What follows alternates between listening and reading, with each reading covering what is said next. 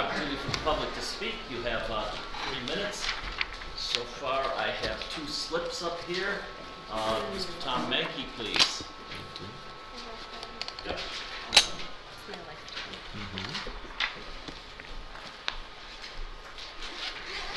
Good afternoon, and congratulations to you all that prevailed in the election.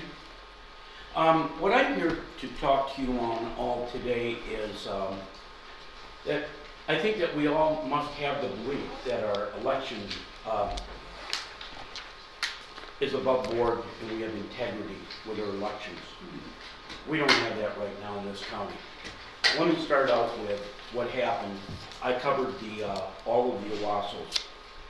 This is not a conspiracy thing. This is what happened. A tabulator went down at Washington School. They followed protocol. They took all the ballots. They stuck it in a locked box, and then at 8 o'clock at night, when everyone was gone, they ran them in the tabulator. It's okay. Somebody might say that we should have had a campaign, that we should have had a watcher there when they did that, but that's just one thing. Then we got to the city. And they had 700 votes that came in from 2 ABs, and tabulators wouldn't count them. And they kept trying them. And my understanding, they finally found early in the morning a tabulator that would count them. In Owasso, we had a person that ran for the position of city council. She's been here a year, no family, no friends, nobody knows her. She didn't run, she didn't do anything, and she won in all 6 precincts, either number 1, number 2, or number 3. She beat out all incumbents but 1. And she said she was going to do this when she first came here and started a corporation, nonprofit corporation that is a progressive. Now, then it came over to the county. And according to the Argus Press, I didn't talk to her clerk, but we had a transmission problem. Are you kidding me? What the hell is a transmission problem?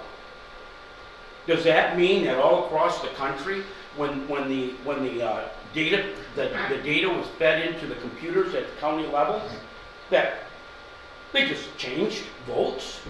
We didn't have it happen once. We had 2 elections. Had Owasso not have done what they've done for years, put a great big spreadsheet up, list every precinct, how every precinct came in and votes, so that we could sit there and tabulate ourselves who won, we would have had 2 people that were not elected. I'm asking, and I'll continue, but what I'm asking is, we got to know why this happened and how we can keep it from ever happening again.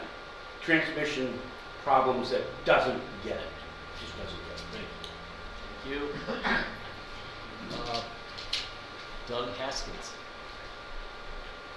Do I have to stand here? You don't have to. I know that's kind of bright right there. Yes. All right. I came tonight just to advise you that I had reported to some of the board members something incorrect, and I need to correct that.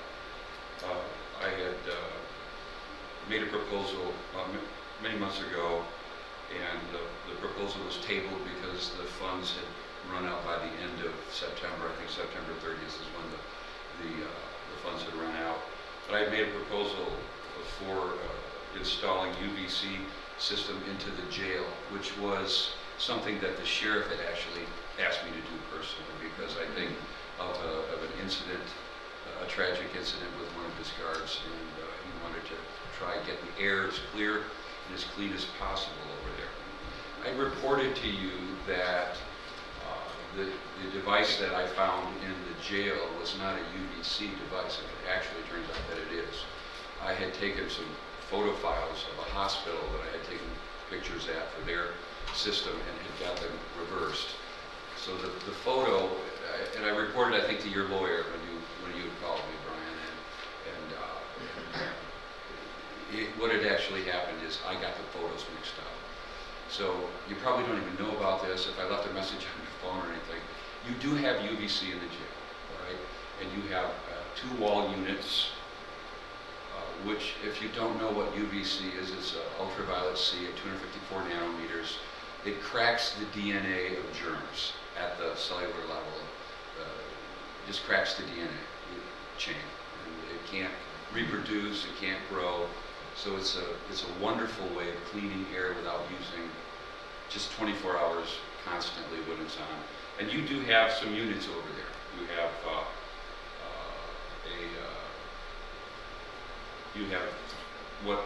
what I found out from the manufacturer today is that you have actually 5 units. You have a Breeze UV, which is an upper air unit for the room that it's in. It'll function. It'll do its job. You have 2 tripod units, or excuse me, you have 2 what are called EMS. They're air. They draw in the air and they throw the air out. So you do have UVC, and kudos for the girl that did it. Her name was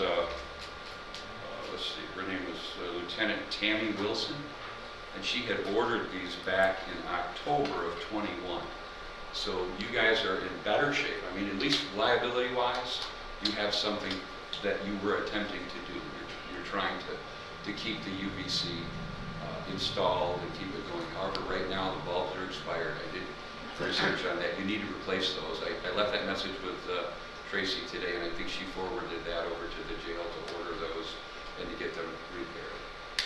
So you do have UVC. It's not intense enough to do what it needs to do. It's a very minor. The 1 unit that you have in the jail that is in the booking area, that is sufficient for that 12 by 15 room. I'll have to ask you to finish up now. Okay. Well, okay, that's it then. All right, thank you for the information. Would there be anyone else? All right, let's move on to our agenda items then. The first agenda, we're looking for a motion to approve the PA 116 farmland agreement application for Lance. Pardon me? Well, I apologize. We have to do Pete. I'm jumping ahead to it, but we have a report by Pete Preston. Pete, I'll pretend I didn't intentionally do that. Thank you, Mr. Chair. Certainly. Our monthly reports, we have 16 zoning permits, 29 building permits, and 27 enforcement. The reason we're below our 40 on the enforcement is that we are now strategically targeting some of our violations out there with our warning letters, then a municipal civil infraction for a violations bureau, and then the actual civil infraction. So things are in the works. We're just making sure they're working smoothly. And of the 29 building permits, you have 3 new home starts and 1 replacement of a home that had burned. So essentially 4 new houses going up in the county in October. Things have slowed down a little bit the last couple of weeks, but we expect some of this to continue. I also asked this evening for an agenda item to be added, and that was the county apportionment report. This is where the county directs the spread of millages after reported in the 4029 form from all the communities, directs the spread of taxes. So that apportionment report has been, I believe, added as D on your agenda today, and Morgan was nice enough to print everything out for you folks in half. This is a standard fare we do every year with the apportionment report. I have a little bit of an issue that I need to take off on, so hopefully if there's any questions regarding that, I can answer those now.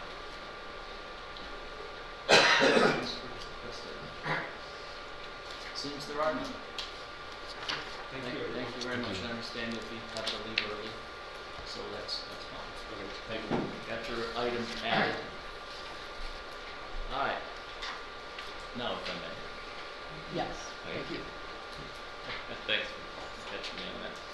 Now I will need a motion to approve the PA 116 farmland agreement application for Lance and Katie Marie Hathaway in Middlebury Township for parcels 005-09-200-002, 005-10-100-001, and 005-10-100-002.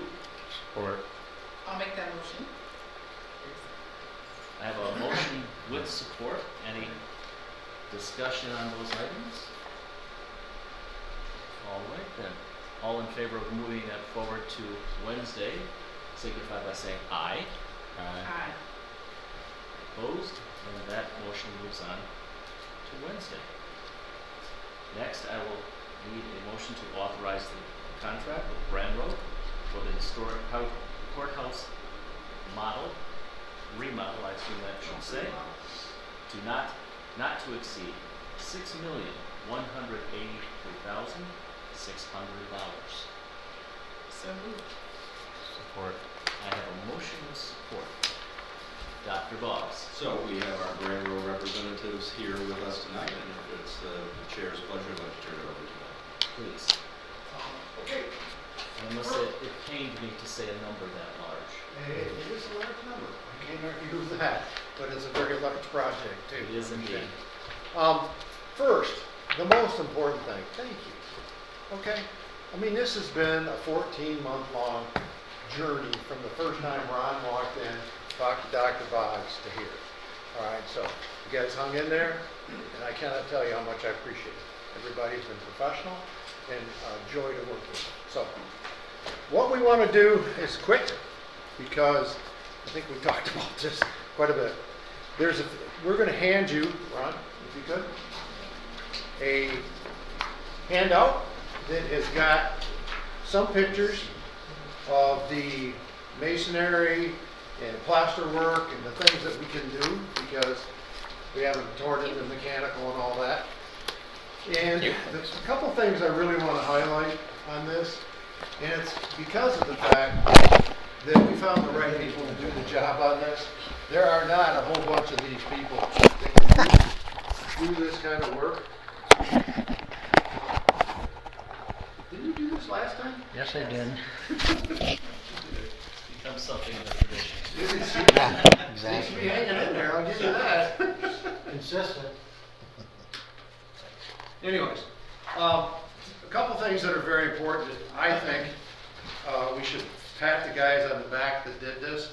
If you look at the first page, okay, you will see the courthouse, the courtroom, the big courtroom, and you can see the before on the top. It was a mess.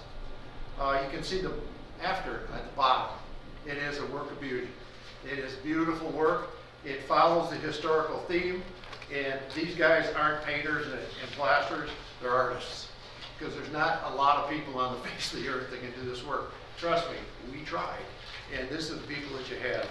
Second page is just more things that they fixed, they found, they took care of, and we would have had this done had there been a trial in time for the trial. And I'm sure you're all glad that that didn't happen. And then the third page is just what it takes to get this work accomplished. You have to have people out of the room, which is not the easiest thing to do with this courthouse schedule that you have. But you have to set up scaffold. You have to visqueed it off. You have to be 30, 40 feet in the air, and you're performing your tasks. All right, and you have to do it perfectly, because if you don't, it stands out like a sore thumb. All right. So just an idea of the quality of work that we were able to get for you. And Dr. Boggs was very helpful on this. So was Tim, because they were over there. Yes, I like this. No, I don't like that, and helped us move along. The next thing we're going to do is a little farther back in the book. Before you go on, I do Yep. want to point out Yep. the next page, Yep. and you can see some of the craftsmanship that they used, where they had to specially construct pieces of molding, trim, and other things that otherwise would not be able to be replaced. Yeah, that's actually the before and then the after. They lay it out, get the plaster ready, and then they sculpt it. It's like making a statue. It's amazing what's over there. It really is. Got it done? Yes. Okay. That's one. Next thing I want to do is turn it over to Jake with Spence Brothers, who is going to be part of the construction management on the firm, to just go over the bid categories here and what it is and how it turned out. So I'll turn it over to Jake. If you have any questions, do not hesitate to ask. For instance, the parking lots. You don't just tear up a parking lot, you have to see what's under the parking lot. Because the last thing you want to do is lay all new pavement, and then, oops, we didn't check this, and we didn't check that. We ran dye through everything to make sure where water was going. It took forever, cameras, but all these numbers are finalized, there's no in addition to. But I will talk to you about one thing what Jake's done, and I think it's pretty cool on the financial side. Good evening. This page here is the different bid scopes that we have, the different bid categories, the subcontractors that will be doing the work for you. I'm not a big fan of being read to, so I'm not going to read to all of you. You're all adults, so you can see that. But it's kind of an overall quick synopsis of what each bid category will do. For instance, excavation of site utilities, they're going to pulverize the existing asphalt, they're going to regrade that, they're going to put new storm piping in, new catch basins, they're going to re-landscape, regrade, make everything look pretty when they're done. The asphalt sub will install new pavement, new parking lines, new parking signage. The roofing at the courthouse has the slate tile, so there's a certain number of slate tile that we know we need to fix. So again, as Greg and Ron talked about, the roofing contractors and craftsmen there too. It takes kind of a special roofer with quite a bit of experience to work on those slate tiles. We've got the drywall, the acoustical, the interior painting. That's the same contractor that Greg just showed you those pictures. That's Rick Lip and his crew. We've got an exterior painting subcontractor that'll take care of some of the painting on the outside. We've got an extensive complex mechanical package as well as a temperature control package and an electrical package, which will include new lighting. We're going to keep the existing lighting in place and basically replace the guts, converting everything over to LEDs. We'll have a new wireless fire alarm system. All the mechanical equipment will be powered up. So it'll be a very neat project to be a part of and pretty awesome when it's all done. One of the things we did keep is we wanted to keep the historical lighting and just replace the controls and mechanisms. We have some very nice chandeliers and other pieces that are throughout the courthouse that are part of the aesthetic. So it will look the same, but it will function completely different and be more efficient. Shiawassee said that Rambo did and Spence Brothers did the bid process and got multiple bids on these and then put them together after having done a post-bid interview to determine the best price. And actually, I think we came in lower than what we thought. I was estimating this would be closer to 6.5 million, and it's 6.1 with contingency built in. If I may, a couple of things I want to point out, make sure my fellow commissioners noticed. If you look at the little summary page that was included, it's real nice. This price of 6.1 million includes just shy of $1 million in contingency, which if we are very lucky, we may not have to spend that, and that will come back to us for us to use on other projects. I was surprised at the roof being as little as it was at 78,000. The mechanicals are the big gorilla, coming in at about almost a half of this $4 million cost. Mechanicals are between the temperature and the mechanical and the temperature control, about $2 million. We are, for the Spence Brothers and Branro, we are spending about, let's see, about 1.2 million, and that's, I guess you'd call it between owner's rep and project, that's sort of management. So about 1.2 million in management fees to have someone constantly between representing us and being on site. So those are some of the expenses here, and I probably should point out that this is future expenses. We have spent already on the courthouse about $500,000. Not quite that high, but Okay, so probably in the end, we're gonna have, well, I'd say about 6.5, but again, some of that contingency, I'm really got my fingers crossed that some of that contingency money's gonna come back to us, and maybe we'll even pull this whole project off for less than $6 million. Could happen, right? We want it to Could happen Yeah. if the contingencies aren't needed. Obviously, if they are, if you go through the parking lot and turn up an Indian graveyard or who knows what could run into delays and so on. I'm it more can go worried on. that we'll hit part of the old jail Yes. Because that is under the parking lot, and it's unclear what they did or did not do with the old jail, when they tore it down, whether they collapsed it in on itself or hauled it away, things like that. So that is one of the unknown factors. I will add that, this will take us to a total of about $10.8 million of the $13 million spent. So there will still be a substantial portion of money left, almost three if we don't spend the contingency, maybe close to 3.5, that the Board of Commissioners will have to consider encumbering for other projects and expenses moving forward. And we have to make some decisions on that very soon, correct? Yes. Perhaps next month?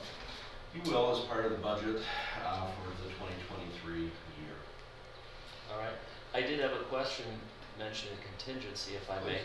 I know you can't give us any guarantees, but in your experience, what types of things are likely to be, what sorts of things tend to use up that contingency money? Actually, I'm glad you asked, because I was gonna bring something up. You mentioned the roofing number was kind of low, and then you talked about a little under $1 million in contingency. As I spoke, the roofing is a slate tile roof, and the architect went through and identified a few hundred tile that we know are broken and are going to need to be fixed. Well, the slate tile roof is installed with a fastener, and more times than not, the fastener is what fails, not the actual tile itself. So when they get up there to replace these 6 tiles, for instance, there may be 5 or 6 or 7 or 8 or 10 or 12 that will slip after we take the fasteners out of this one. So that's one of the reasons, one of the things that we're expecting to spend some contingency dollars on is to replace a few more roof tiles that we know for a fact are broken, only because fasteners are gonna fail. If we went up there and said, I don't know, tell us what it would cost to fix that roof, the roofing number would be astronomically high. Here we identified what we know, and then we can pay for exactly what it's going to cost to fix the other ones, not just kind of a dark, and the roofer's gonna make sure that they're covered. So, I'd also point out they found the people to make them that are gonna run a special batch of them because they don't make them anymore. Correct. So they're gonna be specially manufactured for our roof to match the historical nature. Imagine that after 100 years. anytime we come into a renovation, we're gonna cut holes in the wall. Renro has done an extensive job of as much due diligence as they could, but we may find some stuff in the wall. We may find some stuff in the parking lot. We may pull the asphalt up right now in the sub base underneath there. We could have 4 or 5 different wet spots that we'll have to fix properly in order to give you a parking lot that's done. So I would say construction wise, roof tile, some site work, and some potential inside the wall things that we're not expecting are 3 that come to mind off top. Are we making extra roofing tiles for the next 20, 30 years as tiles go bad? I mean, it seems it'd be a lot cheaper to do that now than 10 years from now and see if the company still has the molds or whatever it is they need, however you make tiles. Yes. We probably should look into that and then look into a safe place to store them. Yeah, because if I may, Yes. real quick, you currently have 50 tile, brand new tile here, and on the print what the architect identified was about 300 tile that he could have physically identified that, hey, they're broken. So you are correct. We need to make a decision as us acting as order rep that we need to decide how many more tiles should we get, because when they manufacture them, it's kind of like a one and done, and maybe have to wait again until they remanufacture. If that makes sense. If they're relatively cheap in comparison to the project itself, we should probably make a fairly significant number and determine the best way to store those safely. They're gonna wanna say, we're not gonna make 2, we'll make you a minimum of X. And then we'll take that price, and then we'll come to Brand Road and say, hey, for 100 it's this, what's 500, we'll come to that. That's good. All right, you're ahead of me on that then. One thing that I think is very important, when we bid this, we didn't just, because we had excellent drawings. Everybody told us the drawings were easy to read and get a good price, all right? And sometimes that's not the case. We did not just go out and stand out in front and say, hey, this is out for bid. We did an invitation only bid to people we knew, all right? And one interesting thing, the $1.8 million for the mechanical, which is the big dog in the room, 3 guys came in, William and Walters, Eckert, and Hurst.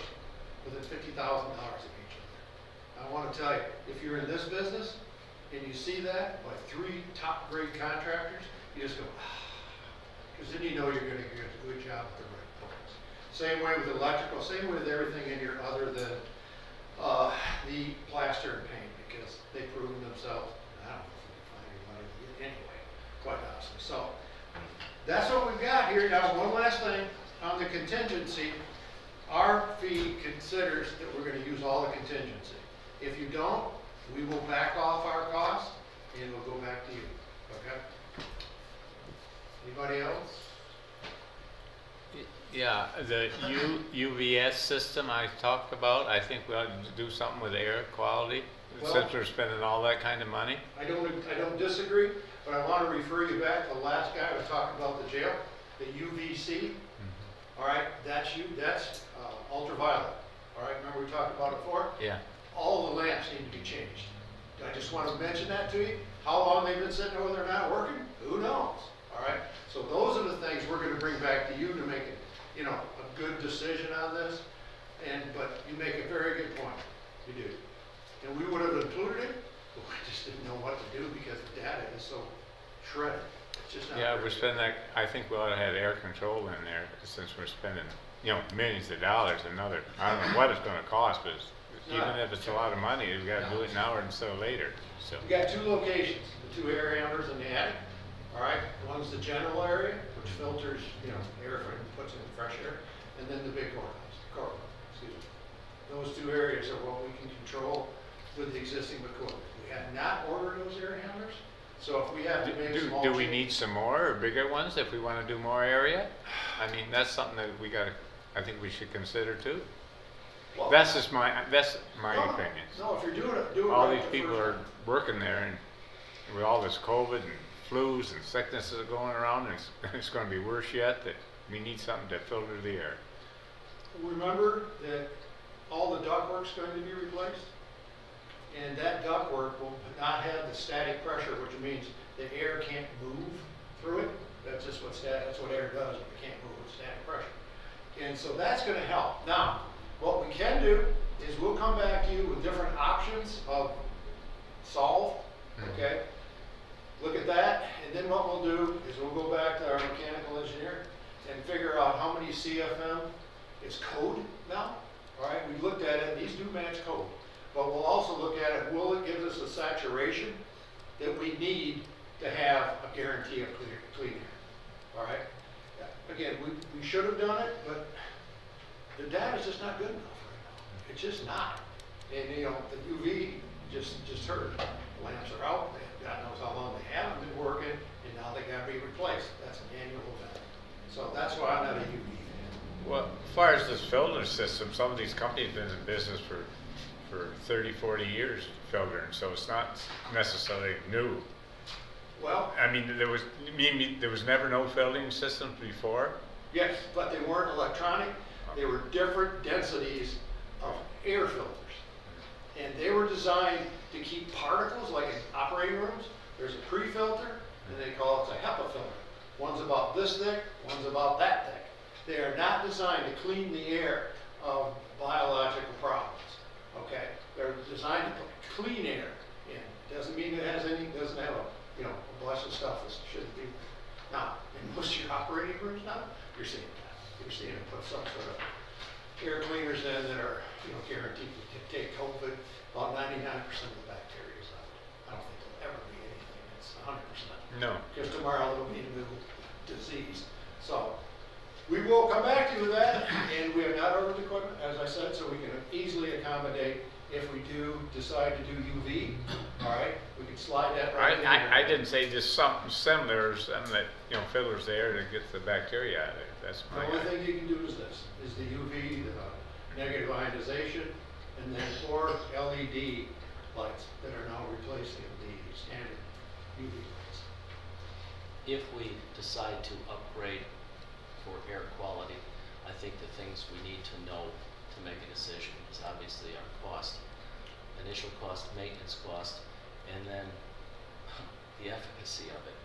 I don't want to, I'd really rather not install something where we don't know if it really does any good or not. Great.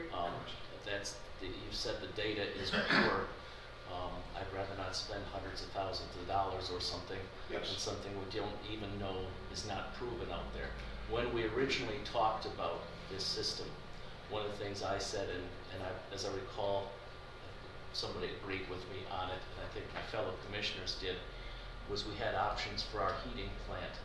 And we decided that state-of-the-art wouldn't give us enough benefit over the just the maintenance and reliability of a more traditional system. And I think that's a big thing to consider, because what we're doing now, we're hoping to take the burden off the community for 30 years. That we're doing something that's going to last for decades. Yes. So we'd really rather, we want to make sure we're not doing something that 5 years from now we can't get parts, or it has to be torn out, or they say, gee, we all put that in and guess what, it doesn't work anyway. Well, So those are serious considerations, I think. What we can do is with the BMS system, the building management system that you're putting in, we can install sensors that will measure the efficiency of the system. All right, and what I think we should do, is we should tie that efficiency measurement to a guarantee. All right, it's one thing, oh yeah, we got all the bugs out and everything's fine. Okay, how do I know? I don't see any crawling on me. But if we put the sensors in, what happens is we can say, all right, if the sensors are maintained properly, calibrated, all those things, that this is the level that we should expect, whatever that is, percentage, or I'm not quite sure. And then say in 5 years, if we're going to measure this on the BMS, we can just click on it, see what it is, and tie that to the performance of the equipment. In other words, if you said this, and it's that, guess what? You owe us some money. All right, that's how you measure properly. You put the emphasis on the person that told you this is the greatest thing since sliced bread. All right, well, let's see if it is. That's what we can do. That's what I would suggest. Brad, you're a resident engineer. Do you have any comments? Data's king. Pardon me? Data is king. Yeah. Can't make any decisions without good hard data. Yes, I agree. And your building management system will do a tremendous amount of things. And it's packed in the system. You don't have to pay extra for it. You will be amazed. We'll come in and do a live demo if you decide to go with us. And we'll show you. You'll be pretty impressed.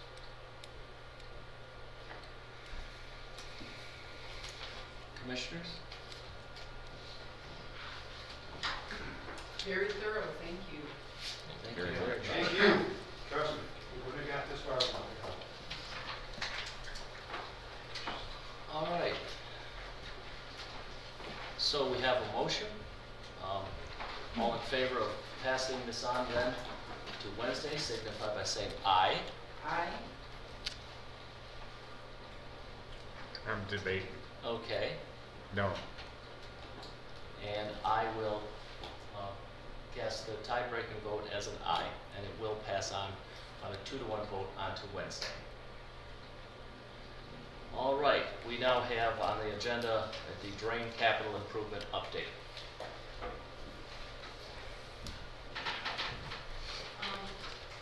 First, I won't make it today, but I'm going to turn it over to Jamie and Nancy with HRC to give the update on the project, or on the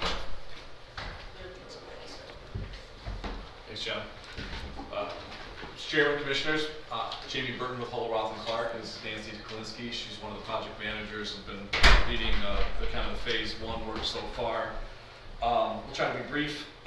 In February or March, we came before County Board of Commissioners to talk about a 3-step process, a 3-phase project to be proactive in seeking projects that could then be passed on for additional grant funding. And we are currently wrapping up phase 1. Should be done here in the next few weeks. We'll show you a little bit of that, which is the identification of projects, and we're going to talk a little bit about phase 2.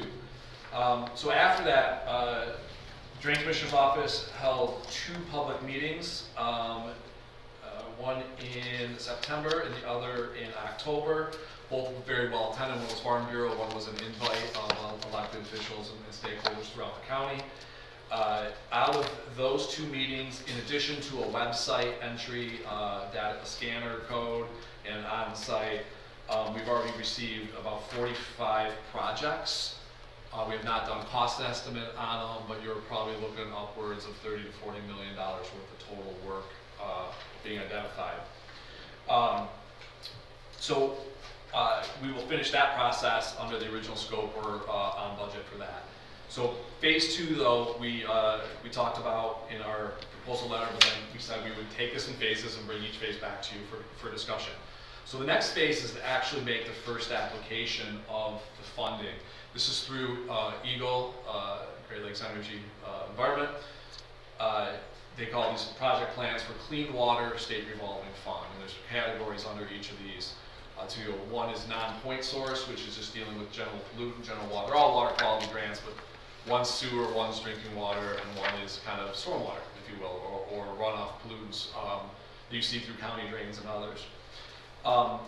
Last year, we were too early because we didn't have these projects. We hadn't really thought this through. Last year in the state of Michigan, there was one of these project plans submitted. That was by Oakland County. Actually, we did the project plan. And of that, they funded $8 million worth of projects. Every project received 10% funding minimum. And one project, which was identified as disadvantaged communities, are no longer disadvantaged, they're called overburdened communities or significantly overburdened communities. These are projects that communities that have certain criteria. Their one project, which was overburdened communities, the city of Pontiac, was funded 100%, $1.5 million. So how these were drain commissioner-based projects in Oakland County, so similar how it could work here, would be Tony would put forth those projects, and then instead of assessing the district, which the county is one part of it, the local units of government are another part, and then the property owners pay for the rest, you can forego the entire apportionment if you get some of this principal forgiveness. The program is being revamped a little bit. The guidance isn't exactly there, but the overall program is statutorily in place. But where we here at Eagle is going is directly into mostly looking at these overburdened communities or significantly overburdened. In Shiawassee County, you already have 8 identified overburdened communities, of which there are 13 of the 45 projects I mentioned are already identified within those communities. So if you take the process through, by going to this next step of developing a project plan and focusing in on those overburdened communities, it is highly likely that some percentage of funding, maybe not 100%, but some amount of funding is going to come to these projects through this program over the next few years. The portions that aren't funded are funded at 2.5%. 1.875, 2%, which 3 years ago, that wasn't a big gap to what you could go out for bonding for. And now it's becoming wider and wider and wider over a 20-year planning period, adds to significant savings for the residents in these districts. So what we would like to do is move forward with that phase 2, which is what we described to you last time, is the development of the first step, which is a project plan, focusing in on these 13 projects in these 8. As the criteria, there's significantly overburdened, which are the Pontiacs, Benton Harbors, Flint, the ones that you hear in the news every day. They're already identified. The overburdens have been listed, and that you can still get additionals depending on rate structure, cost structure, taxes, and other household incomes. You can add additional to that. Obviously, we'd like to make this plan encompass all. It's supposed to be a 5-year plan. It's good for 5 years, but it's supposed to be a 5, 10, 20-year planning horizon. But not all the projects we got out of the 45 will fit nicely into this program. Some will go to the Soil Conservation District, NRCS, locals, or other possible funding mechanisms. But for water quality purposes in the county, there's definitely 13 right now, top of the list. Strongly encourage you to move forward on those. So why we're here before the other project winds down, or the first phase winds down, is because this plan is a couple inches thick, takes a lot of time to put together, and it has to be essentially done in March. Because in April we have to have a public hearing, and then it's due May 1st. So there's no time to kind of sit and wait and go, because if we start in January, we're already running behind, and you're not gonna do the proper planning process and the proper public notification and solicitation of projects if you gotta cram this thing through. So, through Tony's office, the Drain Commissioner's office, we are requesting later this week to be heard on a proposal to move into phase 2 in the amount of $65,000. Again, we would focus on those 13 projects or any other projects in overly burdened communities to further develop and actually apply for this money. And then based on that, you make some decisions to move forward with those projects or not. The plan is good for 5 years, and whether you pull the trigger or not, you're in the running for funding, whether it's low interest rate loans. We could just go normal drain code at the difference between 5% or 2.5% and save some residents money, and it could be totally normal over the next few years. However, what we're really going for, the 10% isn't really worth it. It's the 50, 75, 100, 90, 100% that we're going after with these overburdened communities. And that all indications all the way up to the governor's office is that's where they're going to spend their money the next few years. So with that, I'd be happy to answer any questions you guys may have.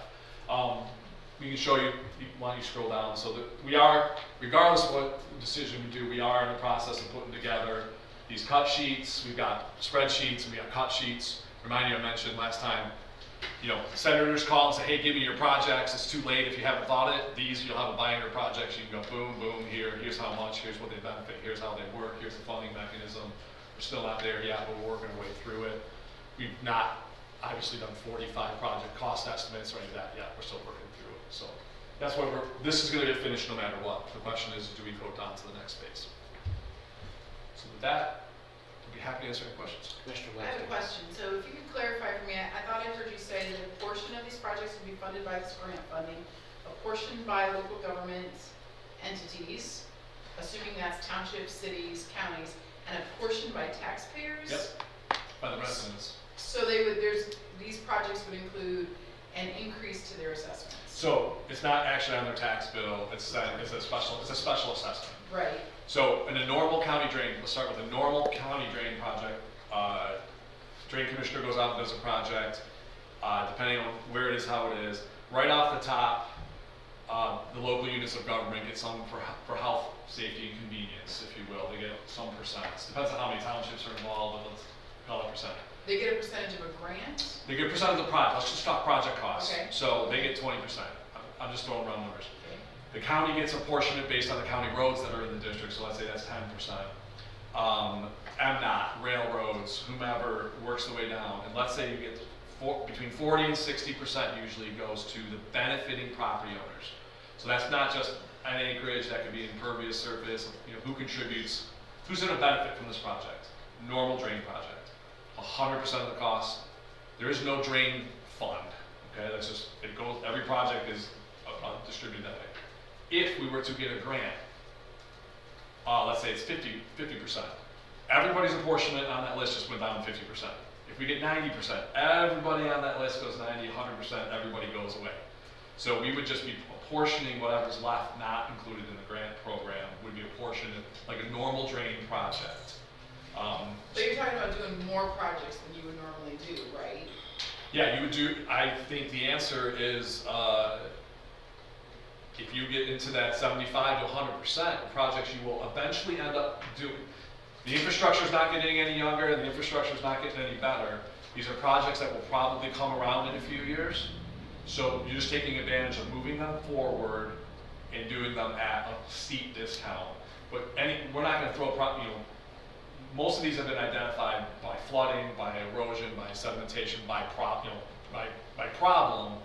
These aren't really the wish list kind of things. These are kind of things that Tony would probably end up coming back before you or going to the communities for a petition at some point. We're just moving them forward with the grant. If you don't get the grant funding, they just go back on the shelf. They're ready to go for the next time around, or communities come in and have that problem. Thank you. Greg, if I could. And this is standard, and I think coming from township government, townships all understand this, and what I get in my township is that they're very much in favor of drain projects being ready to go. I mentioned this, the drain code is set up to be 100% reactionary. It's very difficult to be proactive and to go after these grants. That's why we came before you to help with that. There's no funding mechanism.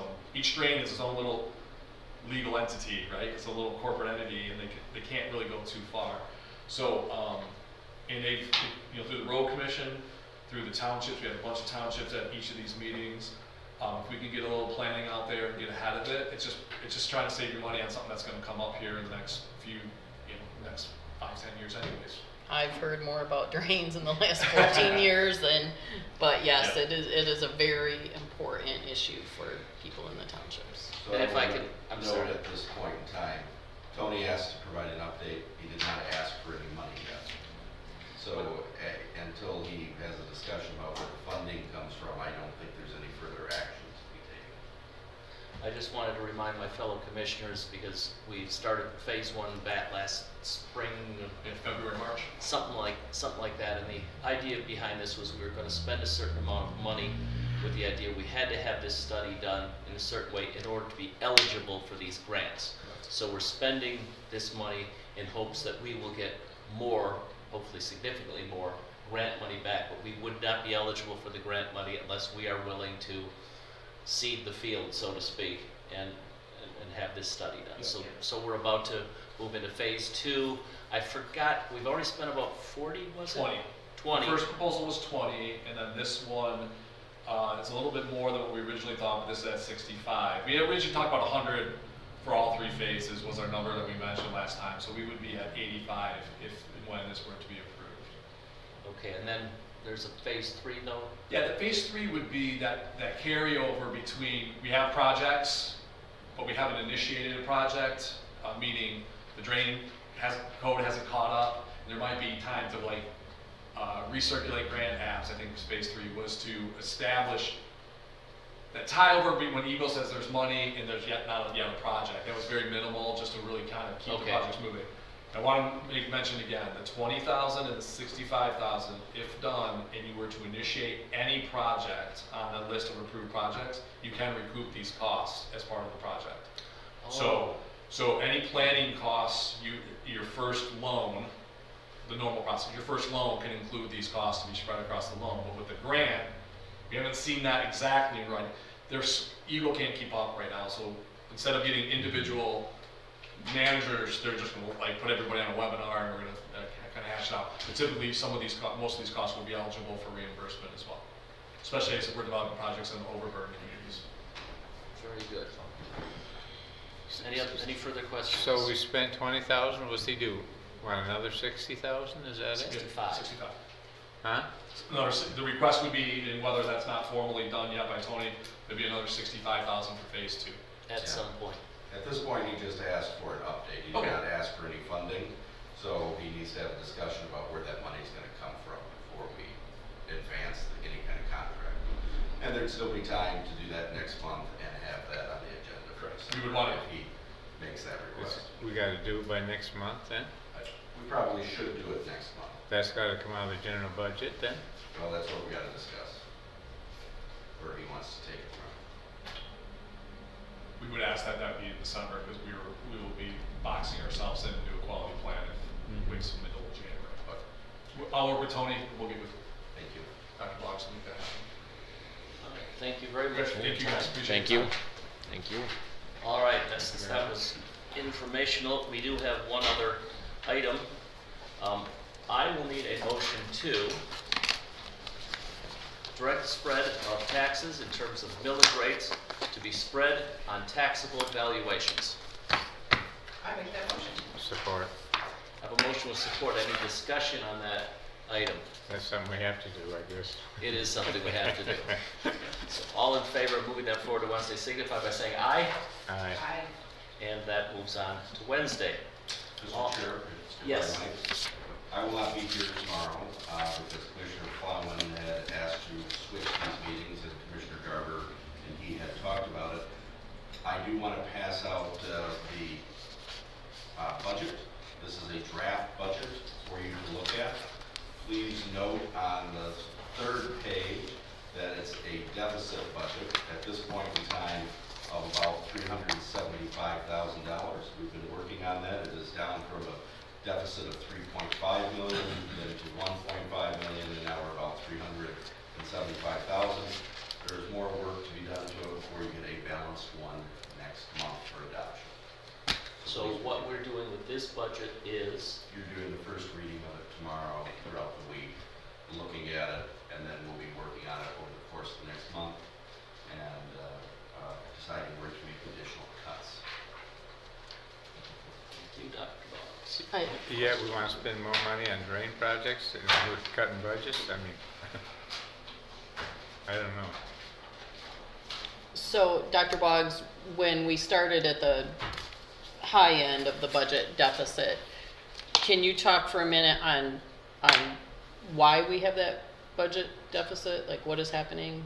Yeah, so over the course of time, you receive the ARPA money because of largely revenue replacement losses. Those revenue replacement losses are not realized within the first year or even the second year, but they're starting to catch up with us in the third year. Certain departments are down and other departments are up. One thing I will point out, because I said I won't be here tomorrow, for example, the Register of Deeds office makes the county money, and tomorrow they will be requesting the replacement of an employee. That is a good use of funds for the county. There are other departments that the revenue is substantially lower over the course of the last couple of years. And such departments include district court, which are down substantially from about $700,000 in revenue to about $350,000 in revenue over the course of time. And that's court costs, fines, additional items. So until we either readjust those line items in departments or adjust accordingly, there are some deficits. And so we have to be looking at all of those numbers and so for example, district court is down, circuit court is up. It just depends. Circuit court is averaging an increase of about 10 grand a year increase, and district court has gone down in revenues. So we were able to compensate for some of these things. Proportionally. So that whole idea of rescuing America was rather short-lived. It's a long-term process. How about that? And when we got down to the 350,000 approximately that they're now short, that does include some layoffs, am I correct? At this point in time, it will include some layoffs, potentially, largely at this point, positions that are not quite filled yet, or they've been posted, or they're about to be posted, or they're vacant, and they were talking about refilling them, and there are a couple that will probably actually be individuals. But this is preliminary. I do not want to start some kind of mass panic related to it. There just has to be some more shaping that has to be done. Okay, thank you. All right, then at this time we'll move on to our second call to the public. Anybody would like to address this board? Mr. Mackey, please. Since we don't know what transmission failures are, we don't know why the county machines went down. Can't point fingers. In fact, I was in Owasso and I watched them work. They worked hard. I see nothing in Owasso, and I watched them all day. I didn't see anything where anyone made any mistakes. And I watched them at night. They were diligent. They did everything, and they kept working on it, even when things were going down. So what it appeared was it was all technical and mechanical. So I'm not going to throw shade on our county's office on any of the workforce there. That's got to be determined. What's got to be determined is, what is a transmission error? How could this ever be? Because it's something that it just doesn't make sense that we have an election process that we that we went to all computers, we went to all of the counting machines, we went to all of that to take human error out. And now, this is worse than human error. Human error, you're counting, and somebody counted wrong. This is a machine is electing wrong people. And if it happened here, where else did it happen? And again, this isn't conspiracy theories. It happened.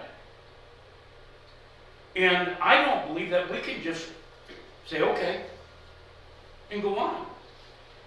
We have to find out what, why, and how to keep it from ever happening again. Thank you. Anyone else from the public? One thing.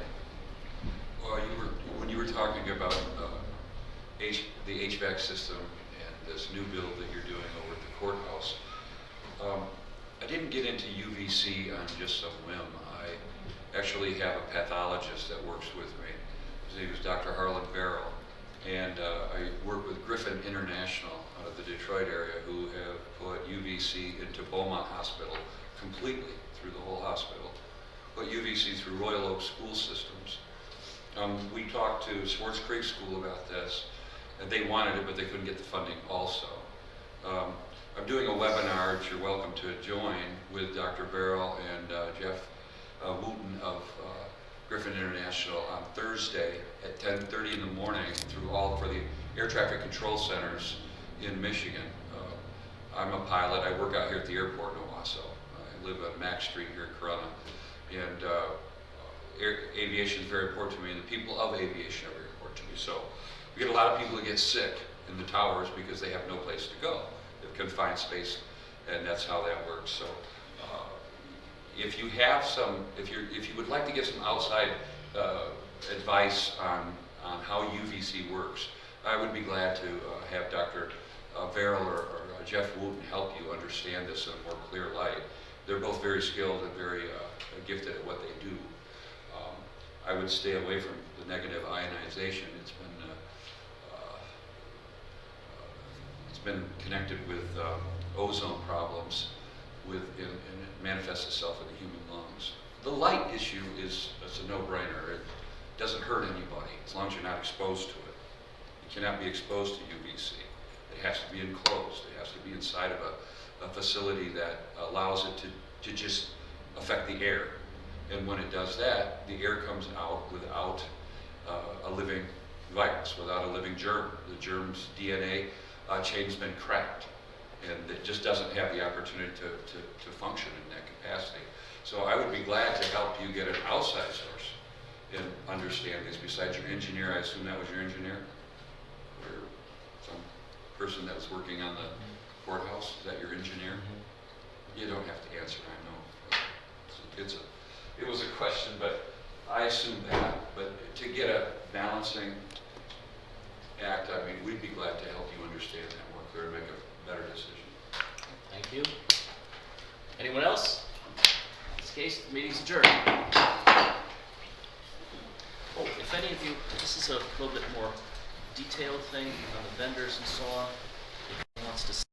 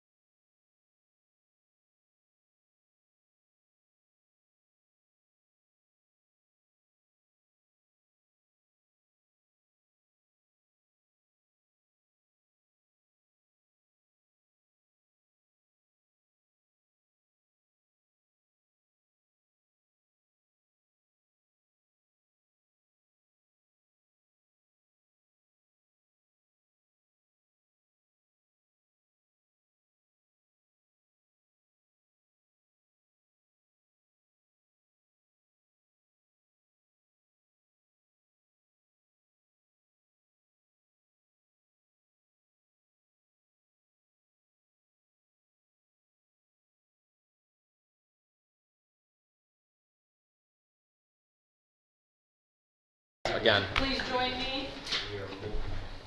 I pledge Allegiance to the flag of the United States of America and to the republic for which it stands, one nation, under God, indivisible, with liberty and justice for all. All right, I see no public, barely any commissioners, so we'll just, I apparently ran them all out with that last meeting. yeah. All right, so we have 2 agenda items. Item A, the intergovernmental agreement for the river trail. This is just a discussion item. Excuse me. As I've said before, the county do own a significant part of that trail. What they're asking for is a $2,000 commitment per year to go towards maintenance of the trail. We did meet this last week. This is the latest draft of the contract. It is not complete. What they're asking for, again, is if we have any input, if we would like to have anything revised, if we have any questions. So it's just informational. I will ask next month for a motion to approve this. So I've talked about it now for several months. So I'm hoping that's given everybody I time thought to. one time was $1,000. That would have been like in arrears. What I was hoping is that maybe we could spend $1,000 because What do you mean in arrears? they've already maintained it for this year. Oh. So the contract, the $2,000 per year would start in 2023 and go forward. So I thought it might be nice if we, out of our waste management fund, our kind of parks money, where we do have a significant fund balance, if we could chip in for some of the maintenance costs that other people have been paying for our property. So, they estimate that 100 people a day use that trail. I know several people that use it weekly, and I don't know, I think it's a pretty, it's a beautiful trail. Yeah, I've I'm been not down doing it. that. I just said all these years went by and we never paid anything, and all of a sudden they wanted 2,000. I just thought maybe only 1,000, but that's, Yeah, I I would just like was to. talking about it. So. No, that's I'm why not I saying keep- that maybe we should be paying 3,000 or 4,000. I don't know. So Trail needs to be maintained, Yeah, I yeah. understand that. It is a very modest cost. yeah, And it's really it's a good community asset, that trail. I was real happy. I don't remember when that all came to fruition, but it's a nice thing to have there right along the river. How often riverfront property tends to end up in private hands and so on. Rarely do you get to have something right along the river that way. I think it's terrific. I did have a conversation with Tony Newman, and he did say that he would let us have some time with the saw guy, because Larry and I went down the trail, and there's, on our portion that the county owns, there's several trees that are kind of over the trail. So I'm gonna follow up with him on that now that the leaves are off the trees, and see if we can't go out there. I'll go with them and get a few of those cut out of the way. It would make the maintenance easier next year, so. they're poor condition or dead or what? Yeah, some of them have fallen, like, kind of hanging over caught. the trail, so. Yeah, it wouldn't be, it's not a lot. Oh, I'm not saying. I just asked. Yeah. So. The access to it, that's the tough part. The trails, it's kind of narrow. So, getting a truck down there to get the wood out. I'd venture to guess you could take a side-by-side down it. Yeah, oh, absolutely, but that's not gonna haul it'd be a lot of trips, so. Sure. Didn't we just buy one of those little? You sure did. John Deere. Yes. Yes, there were some people walking on the trail that did mention to Larry and I that there was supposed to be no motorized vehicles on that trail, so. I think the exception is maintenance. Well, we explained we were in county business, so. Yeah. They were very happy to hear that the county may consider some trail maintenance. So again, this is just discussion at this point. Okay. Next month, I would like to, make a motion, but I wanna give everybody time to think about it, ask questions. And, you know, Yeah, I think we can afford 2,000. Tracy's over there. I was just questioning, I thought one time it was only 1,000 and all of a sudden it doubled, so. Right. That's why I wondered what happened, so. Well, we better approve it, do our doubles again. Yeah, that's my strategy. Okay, well, that's all I have on that, unless anybody else has any other, comments, or I'll just kind of put it as a placeholder. Item B is the one that I would like to take action on. That's the Tri-Share Child Care Program. We talked about it last month. We had Courtney Herrick from Bright Beginnings. We had Justin Horvath here on something else. So they were able to give us some information on that. And from the work that actually Courtney did through the county, sending out, Morgan was able to help get that survey out to people. Our cost would be $8,892 for next year.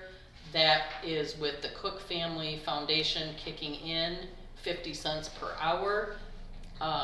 Without the Cook family contribution, so I'll call that worst case scenario, $11,856 would be our cost. I would like to entertain a motion to participate in the Tri-Share program at a cost not to exceed $12,000 for fiscal year 2023. If someone would make that motion.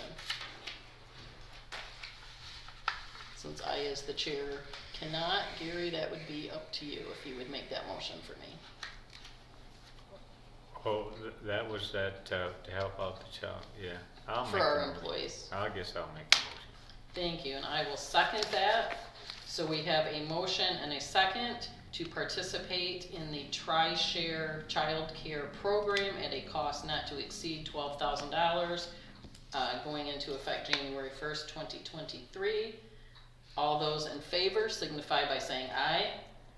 Aye. Aye. All those opposed? That motion passes.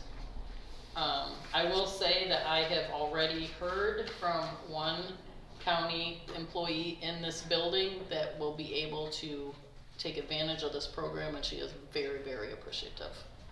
So, I was just a little hesitant with all the budget cuts we're gonna have to do, that we're spending more in the I know, airport and spending more I here. thought about that. And it's not, it's just that sometimes, you know, I same way at struggled home, with that you know. too.